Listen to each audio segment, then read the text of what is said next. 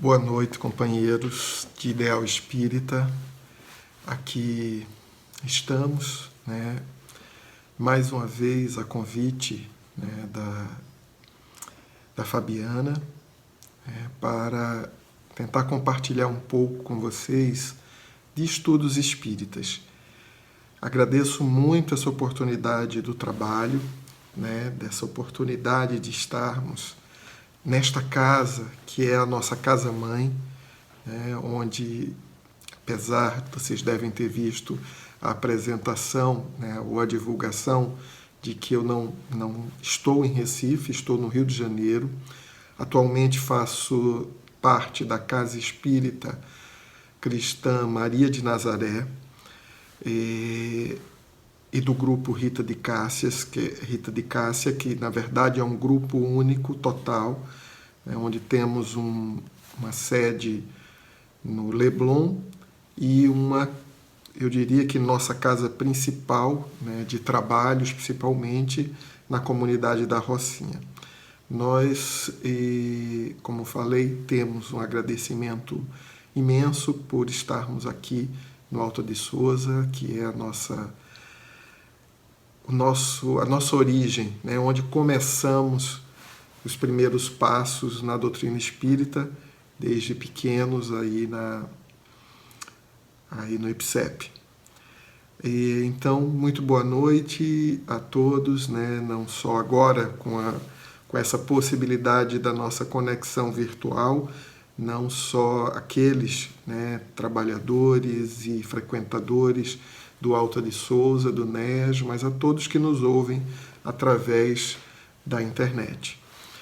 E que possamos dar conta do recado que nos foi, da tarefa que nos foi incumbida nesta noite, e para isso, como todo trabalho espírita, como todas as palestras que vocês acompanham, seja presencialmente no Alto de Souza, como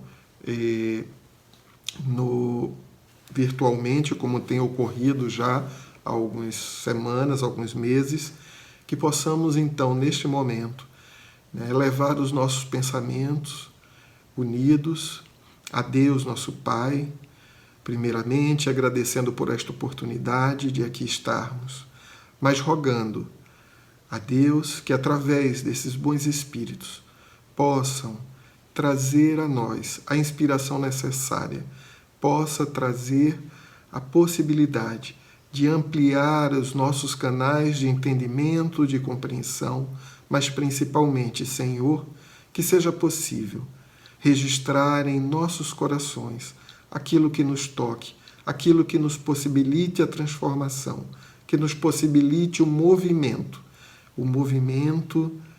de sermos melhores, de estarmos em Tua direção. E nessa certeza, Senhor, Deus, nosso Pai, na certeza que Jesus sempre está conosco, rogando que nesta hora possa Ele nos ajudar ainda mais a estar com Ele, com Jesus. Que possamos então iniciar o nosso estudo desta noite. Graças a Deus. Bem, nos foi incumbido estudar um pouco com vocês de um dos trechos do livro Céu e Inferno, que é uma das obras da codificação espírita. E eu gosto sempre de tentar trazer um histórico, e até porque muitas vezes tem alguns que estão acompanhando ou estão ouvindo pela primeira vez, e é importante que a gente deixe claro alguns detalhes sobre a obra que vamos estar estudando. A obra O Céu e o Inferno tem como título também A Justiça Divina segundo o Espiritismo. Esta obra foi editada, a primeira edição foi em agosto de 1865. E ela ainda tem um subtítulo dizendo o seguinte, que esta obra é o exame comparado das doutrinas sobre a passagem da vida corporal à vida espiritual, as penas e recompensas futuras, os anjos e os demônios, as penas eternas, etc. seguido de numerosos exemplos acerca da situação real durante e depois da morte. E, neste mesmo ano, né, Kardec, nesse lançamento, na Revista Espírita, da Sociedade Espírita de Paris, ele traz o seguinte sobre essa obra, O Céu e o Inferno. Ele diz assim: o título desta obra indica claramente o seu objetivo. Aí reunimos todos os elementos próprios para esclarecer o homem sobre o seu destino. Isso é importante porque muitas vezes ainda nos pegamos como uma coisa definitiva, céu e inferno. Não, mas não, dentro do Espiritismo a gente não pensa assim. Mas sim, ainda pensamos, porque muitos de nós, não, eu quero ir para nosso lar, como se fosse uma coisa definitiva, taxativa e final. Não, é toda uma passagem, somos imortais, estamos a caminho da angelitude.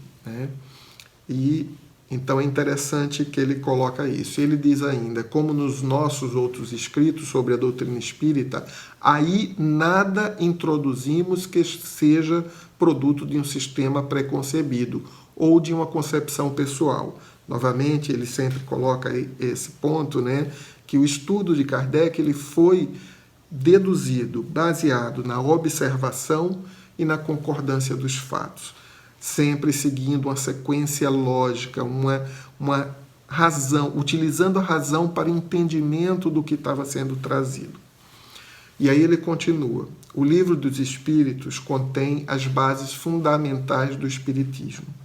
Até gostaria de fazer uma pausa sobre neste momento, porque é interessante quando a gente fala do Livro dos Espíritos, a gente tem uma tendência de arredondar 50 anos, 100 anos, 150 anos, e eu pelo menos, sempre referencio o Livro dos Espíritos como tem mais de 150 anos.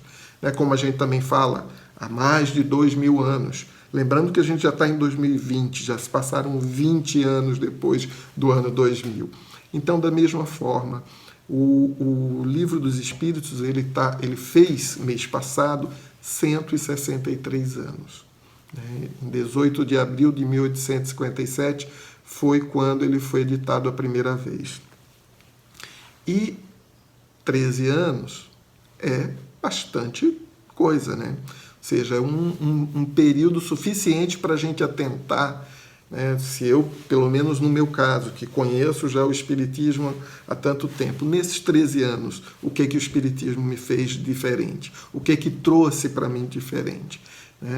E isso me lembra, muito próximo a isso, nos meus 12 anos, eu ganhei o meu primeiro Livro dos Espíritos, e não tem como não lembrar, quando a gente conversa, está num ambiente, ainda que espiritual, à distância, do Alta de Souza, não tem como eu me lembrar da minha querida vovó, da minha querida vó Alta, que tinha o mesmo nome da mentora do nosso querido Néas, o Alta de Souza.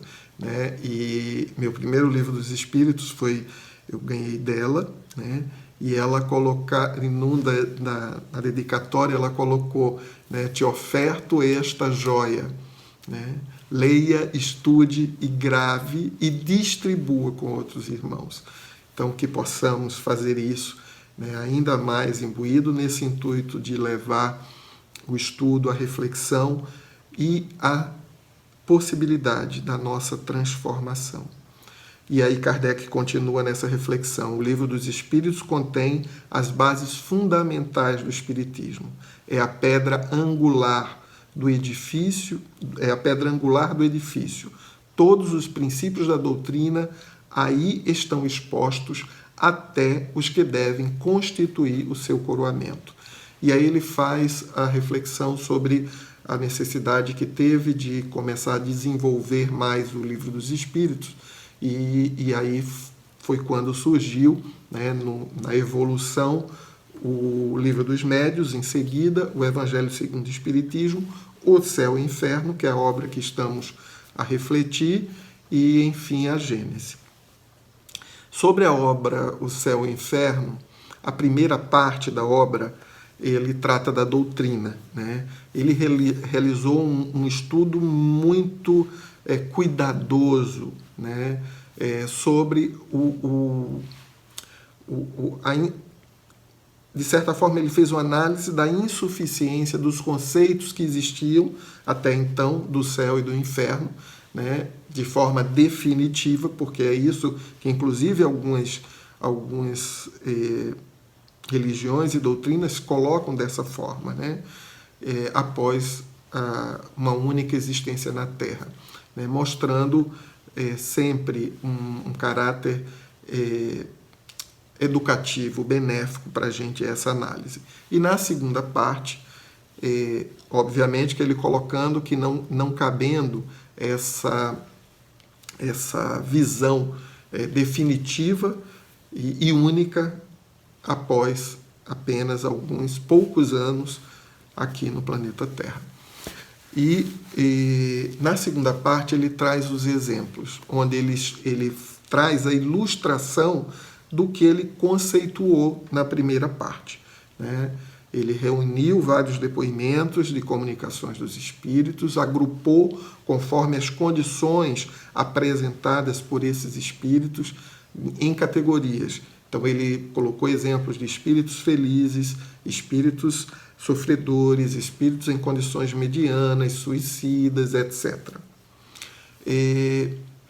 Antes dele iniciar esses exemplos, dele trazer essas comunicações, ele faz um rápido estudo sobre o passamento, ou seja, sobre o processo da morte, né? Da morte, do desligamento nosso como espíritos do corpo físico, né? E nessas evocações, nas reflexões e nos questionamentos que são feitos nessas comunicações, ele tenta colocar ou buscar informações, né, ou cercar sobre o momento da morte daquele espírito, né, como foi difícil, se foi fácil, se foi feliz. Ele tenta buscar esse tipo de informação. Ele traz também ele procura saber também o estado pós-morte em que se encontra aquele espírito, né, se é de felicidade ou sofrimentos relativos, né, e como. E relaciona tais situações com a vida que esse espírito teve até então, seja encarnado na última existência, né, na última encarnação, seja em encarnações precedentes, ou até mesmo entre as encarnações, na erraticidade, enquanto aguardava uma nova oportunidade de reencarnar. E como nós estamos estudando já a parte dos exemplos, nos foi cabido a reflexão sobre os espíritos em condições medianas. Neste capítulo, que é o capítulo 3 da segunda parte, Kardec elenca, né, e traz para a gente 6 entidades consideradas nessa condição mediana, e nós vamos refletir, né, numa delas, que é a da Ana Belleville. É interessante observar que quando a gente fala em mediano, não significa dizer que estão... O que seria, né, na verdade, essa condição mediana? Não são mais sofredores, não estão numa situação de muito sofrimento, né? De certa forma, desencarnam e vivem, né, espiritualmente, né, em outra dimensão bem, de maneira com alegria, né? Mas não tinham, esses espíritos não têm acesso a regiões de espíritos superiores, né? Além disso, eles ainda estavam ressentidos com erros cometidos na existência precedente, né? Então é interessante que a gente observe isso. O exemplo que nós vamos ver é, como eu falei, da Ana Belleville. A Ana Belleville, ela era conhecida de Kardec, tá? Do codificador, né? E ela desencarnou muito cedo, ela desencarnou com 35 anos de idade, após uma prolongada enfermidade causada por um acidente. Foi durante 3 anos esse sofrimento dela até o desencarne. Ela era uma mulher inteligente, era uma boa esposa, uma excelente mãe, super dedicada. Ela acreditava, né, firmemente, ela tinha bom caráter, ela acreditava firmemente na alma e na vida futura. Né? Ela conhecia, se ela conhecia Kardec, ela conhecia superficialmente o Espiritismo, mas ela não se preocupava com isso. Ela não estava... não dava preocupação, não dava importância sobre esse fato. Se a gente observar na comunicação dela, a gente vai ver que mesmo tendo toda essa postura de uma pessoa boa, né, ela tinha os pensamentos muito voltados à existência material. Né? Às vezes a gente pensa material somente na coisa, eu quero essa mesa, eu quero essa casa, porque essa casa é minha, porque esse carro, porque eu preciso conquistar isso materialmente. Mas muitas vezes, enquanto encarnados naquilo que nos liga à vida de encarnados. Né? Muitas vezes o apego a alguma pessoa, o apego exagerado à família, né? E é isso que a gente vai observar no caso dela. Foi, inclusive, o que tornou mais difícil os últimos dias enquanto ela estava encarnada. Ela sentiu, né, as angústias da separação, ou seja, sentindo que podia estar próxima de desencarnar, ela sentindo todo já o processo, né? Porque a gente sabe, a gente pensa, como será? A gente pode estar esquecido, mas dentro da doutrina espírita sabemos que nós já fomos idas e vindas. Né? A gente pode estar esquecido, mas a gente já passou por muitas mortes, por muitos nascimentos. Né? Então, quando ela começa no processo de desligamento, ela percebe isso e o esposo estava fora de casa, não estava no lar nesse momento. Então, ela faz aquele esforço por ela mesma, né? Com vontade, e aí ela consegue recobrar as suas faculdades. E é interessante que, mesmo no sofrimento, ela consegue estender por 3 meses ainda a sua existência no corpo físico. E ela, inclusive, numa das comunicações, ela comenta isso. Ela diz, prolonguei por mim mesma a encarnação. Né? E aí, dando uma pausa e indo lá para o final da reflexão, da comunicação dela, São Luís, porque a gente pensa, podemos fazer isso, né? Fazer essa extensão de vida, quando eu estiver morrendo eu vou fazer isso de todo jeito. São Luís é questionado, o espírito São Luís é questionado após na reflexão desse estudo sobre essa situação. Né? É questionado se pode uma pessoa, por esforço da própria vontade, retardar o momento da separação da alma e do corpo. Veja o que São Luís responde. Certamente, em dadas condições, pode um espírito encarnado prolongar a existência corporal a fim de terminar instruções indispensáveis ou, ao menos, por ele como tais julgadas. Ou seja, somos nós que julgamos que são indispensáveis. Né? É uma concessão que se lhe pode fazer. Concessão, então não é regra. Né? É uma sustação momentânea apenas, como provação para o espírito ou no interesse de missão a concluir. Vejam bem, pode ser por missão ou provação a concluir. Né? Então, muitas vezes, precisamos estar atentos a isso, nós que estudamos e sabemos, né, para a gente não estar na ânsia de solicitar, seja a nossa própria extensão, né, desse momento do desenlace, seja para outros, sem sabermos se terá utilidade. Né? E aí ele diz, como provação, os órgãos depauperados podem receber um suplemento de fluido vital que lhes permita prolongar de alguns instantes a manifestação material do pensamento. Estes casos são excepcionais e não fazem regra. Tá? Então, essa situação da Ana Deville, Ana Belleville, ela foi uma exceção, ok? Mas é interessante quando a gente vê essa situação, né, e pensamos, ela prolongou unicamente ela queria ainda dar umas instruções, ela queria ter aquela coisa da preocupação com o filho, com os filhos, inclusive, passar para o marido algumas orientações. Tem mérito isso? Claro que existe mérito, mas será que era realmente necessário? Isso a gente precisa sempre refletir, né? Lembrando que somos imortais e que a gente continua e pode ajudar em qualquer um dos lados que a gente estiver. E veja só, é interessante, seguindo aí na comunicação, nas comunicações que ela deu, o reconhecimento, como a gente precisa perceber que o conhecimento, né, e a fé, obviamente raciocinada, podem fazer a diferença na nossa condição de céu ou inferno, né? Ou seja, a nossa condição pós-morte. Ela diz assim, numa das comunicações, já acho que essa é uma das comunicações que é depois de 1 mês de desencarnada.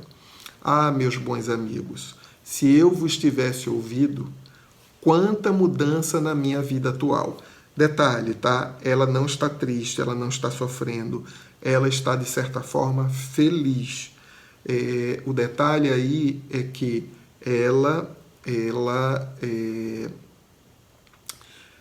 de alguma forma, como comentamos, não é uma felicidade plena, não galga espaços superiores, né, onde espíritos superiores vão, mas teve essa tendência que ela procurou ficar muito ligada à família, à matéria, né? E aí ela diz isso.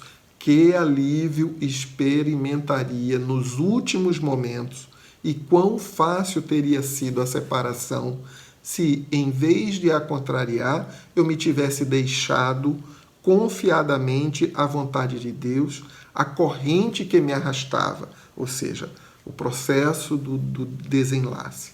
Mas, em lugar de volver aos olhos ao futuro que me guardava, eu apenas via o presente que ia deixar. Então, a gente vê aí o apego da Ana, né, com relação a o que retardou e que fez, teve consequência, causa e efeito. Né? Ela conseguiu dar as orientações, mas durante 3 meses ela sofreu muito mais. Né? Porque ela estendeu, mas ela já estava doente. No Livro dos Espíritos, na questão 165, Kardec questiona: o conhecimento do Espiritismo exerce alguma influência sobre a duração mais ou menos longa da perturbação, ou seja, do momento do desenlace? E os Espíritos respondem: influência muito grande. Por isso que o Espírito já antecipadamente compreendia a sua situação. Mas a prática do bem e a consciência pura são o que maior influência exercem. Ou seja, o próprio passamento, o próprio momento da morte, ele possibilita que a gente faça ele possibilita que a gente o conhecimento nos ajuda a entender o que está se passando e assim o período de perturbação seja compreendido e mais facilmente vivido por nós quando desencarnamos. Mas aí, que tal, né? Então, já que a gente já conhece, a gente acordar, né? Como ela diz, se eu soubesse antecipadamente, mas que tal a gente acordar enquanto estamos encarnados? Né? Que tal a gente despertar para percebermos o que o Espiritismo nos ensina? É interessante a gente observar exemplos do livro Céu e Inferno e outras comunicações que a gente vê de variados livros, né, de romances, tal, que a gente acha lindo, chora, tal, mas a gente precisa entender o que aquilo pode fazer diferença em nossas vidas. O que esses exemplos trazidos no Céu e Inferno pode acrescentar e o que nós estamos fazendo, né? A gente tem dado ouvido, como a Ana coloca, se ela tivesse dado ouvido, ou seja, ela conhecia o Espiritismo, mas não queria dar atenção a isso. E nós estamos aqui, ouvindo, estudando, tal. Será que nós estamos dando atenção adequada a isso, né?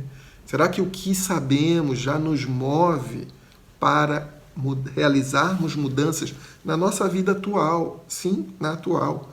Para a gente ser feliz já, agora, nessa encarnação. Não em outra. É nessa. Uma felicidade relativa. Os ensinos de Jesus e os estudos tão claros do Espiritismo devem ser para a gente essa força propulsora para a nossa felicidade. Não é para a gente, às vezes a gente tem ainda aquela coisa, é para a gente sofrer bem. Não, é para sermos felizes. O objetivo da encarnação é para expiar, sim, é para um dos objetivos. Mas a expiação é para quê? É para alcançarmos a felicidade, para sermos felizes. Então, se a gente está expiando, tendo essa certeza, nós conseguimos ser felizes já. Isso é muito importante. E nós já temos consciência disso. Se temos consciência disso, nós podemos, então, também tomar para nós a responsabilidade disso e fazermos diferente, né? Às vezes até a gente fica pensando, quando a gente vê esse exemplo da Ana, quando começa a falar que ela era uma pessoa boa, tarararará, e ela mesma diz, 6 meses depois do desencarne, ela, numa das comunicações, ela diz assim, na vida terrestre, eu era o que comumente se chama uma boa pessoa, antes de tudo. Porém,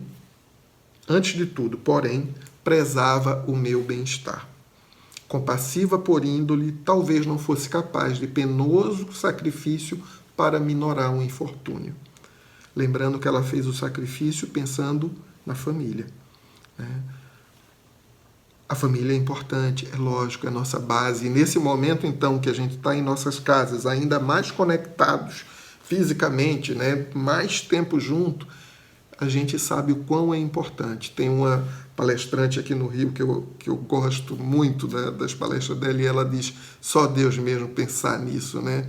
Uma inteligência suprema pensar em colocar no mesmo ambiente todos aqueles que precisam ser felizes, ajustar as arestas para ser feliz. Só Deus mesmo bolar uma coisa como essa, a família, né? Eu adoro quando ela faz essas reflexões sobre a família, né? E traz essa frase, porque é fato. E mais do que nunca nesse momento que a gente está junto.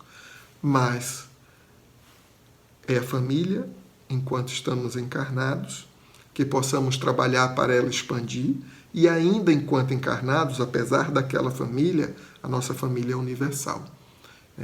Então, se a gente observar na situação dela, ela fez o bem para a família dela, né? E aí lembramos que a gente não basta não fazer o mal, a gente tem que fazer todo o bem que está ao nosso alcance. E muitas vezes o bem está além das nossas paredes da nossa casa, está além dos nossos estados, né, dos pernambucanos, dos cariocas, está além do nosso país, da nossa nação, né, do nosso estado enquanto encarnados, comparando com aqueles desencarnados, né, que a gente possa expandir, ir além desse limite. Essa é uma também das lições que a gente pode perceber nesse exemplo da Ana Belleville. E olha que é bem um espírito de condição mediana. Como falamos, é um espírito que ela acordou bem, ela esteve um processo de passamento bom. Depois vocês procurem ler em detalhe que vocês vão ver isso, vão perceber, né? Até pela dedicação da família. Ela não fez mal a ninguém, ela fez bem, né? Pensou apenas no bem restrito, mas fez bem, né? Mas a gente precisa ir além disso, né? É importante que a gente observe, né, o propósito dessas comunicações de Kardec, é que não existe um fim determinado. Não existe o céu e o inferno definitivo. O céu e o inferno, na verdade, está na condição nossa de consciência e pessoal, né? Está dentro de nós. Então, é importante que a gente observe isso, que a gente trabalhe aquilo que a gente já acredita, né? Que a gente não apenas diga, eu acredito, não, eu acredito na vida após a morte, né? Eu acredito que existem encarnações, reencarnação, né? Mas que eu viva isso, que eu possa interiorizar, que eu possa entender que o nosso futuro sempre e continuamente, não é agora, sempre e continuamente depende de nós. Então, que a gente possa fazer o movimento, né, de progresso, de evolução, e que não tem como se não for através do amor, através do exercício da caridade, da benevolência para com todos, da indulgência para com as falhas, as faltas dos semelhantes e do perdão das ofensas. Que a gente possa ter em mente esse exercício o tempo todo, em todas as condições, em todas as situações em que vivenciamos. Que a gente aproveite esses momentos que estamos contidos, né, um pouco fisicamente, mas que a gente possa expandir a nossa reflexão, o nosso estudo, a nossa compreensão, que a gente possa expandir através da prece, da oração, né, alcançar lugares inimagináveis, onde tem dores maiores, onde tem sofrimentos maiores, né, que a gente possa alcançar com nossa prece, com nosso pensamento, mas principalmente que a gente possa alcançar a nós mesmos. É esse momento de interiorização para a nossa transformação. Chegando ao término, né, do nosso momento, não podia deixar de ser a nossa mãezinha querida, Alta de Souza, a mentora desta casa, né, do NEAS, e tão querida ao nosso coração, já em estado de prece, em estado de oração. Busquemos uma poesia dessa nossa querida irmã, e finalizando já com a prece. Antes, muito obrigado a oportunidade, aos nossos queridos do Alta de Souza, né, por este trabalho, por este movimento de reflexão, de possibilidade de estudo. E Alta nos diz assim, em título em oração, através das mãos do querido Chico Xavier, em 1947. Em oração. Generoso pastor, divino guia, enquanto a humanidade desfalece, ouve, Jesus amado, a nossa prece, atende ao nosso amor que em ti confia. Se é necessária a noite de agonia, a incompreensão do homem que perece, sabemos que ao teu lado resplandece a verdade solar do eterno dia. Senhor, que a tua luz penetre e vença nosso abismo de treva e indiferença, reconfortando o mundo que te espera. Deixa-nos sob o jugo de teus laços, dá-nos a bênção de seguir teus passos para o amor imortal da nova era. Jesus querido, obrigado, Senhor, por esta oportunidade. Nos auxilia, Mestre, nesta hora. Nos ajuda a continuar. Nos fortalece sempre. Na certeza, Jesus, que Tu estás sempre conosco. Sempre conosco. Nos ajuda, Senhor, a estar contigo. E assim, em Teu nome, Jesus, em nome de Maria de Nazaré, Em nome de Alta de Souza, nossa querida mentora, mas, sobretudo, em nome de Deus, nosso Pai, que possamos finalizar os nossos estudos desta noite. Graças a Deus.